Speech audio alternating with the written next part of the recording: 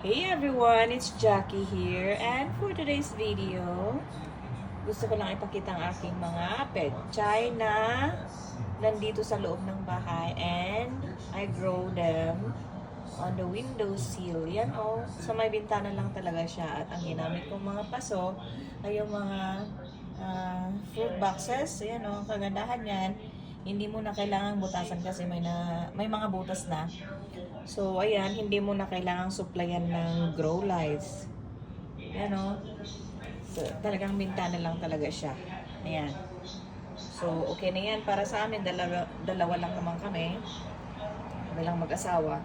And then, ito na yung aking second batch, yung nauna. Naulam na. Tapos, after this, magtatanim na naman ulit ako ng panibago. At sure ka pa na organic, walang fertilizer, walang insecticides.